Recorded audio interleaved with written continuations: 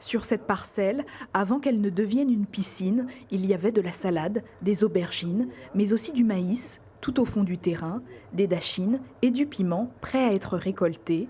La direction de la DAF est venue en reconnaissance afin d'établir un premier état des lieux. Le but, c'est déjà de voir effectivement ce qui se passe et puis d'estimer s'il y a un caractère véritablement exceptionnel ou pas. Qu'il y ait des zones inondées en Guyane pendant la saison des pluies, c'est des choses qui arrivent assez régulièrement.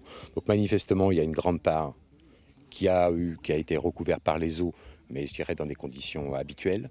Ici, au bord, à proximité de la Comté, manifestement, le débordement de la rivière a provoqué des inondations importantes et des dégâts manifestes sur les cultures.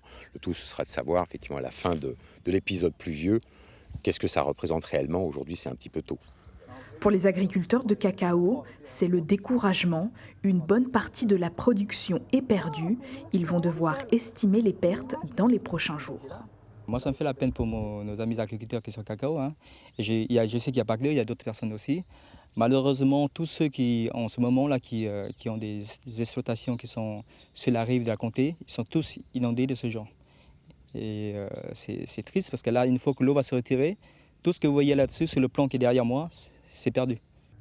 Les agriculteurs devront tout enlever et recommencer le travail qui avait déjà été fait il y a quelques mois et replanter de nouveau. Pour le maire, il est primordial qu'il puisse recevoir une aide.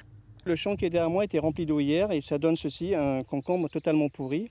Et je crois que c'est la double peine que rencontrent les agriculteurs. Ils rencontrent en même temps le Covid, on ne peut pas vendre les produits. Et aujourd'hui, donc, c'est une crue exceptionnelle que l'on a aujourd'hui à Cacao et d'ailleurs sur d'autres territoires en Guyane.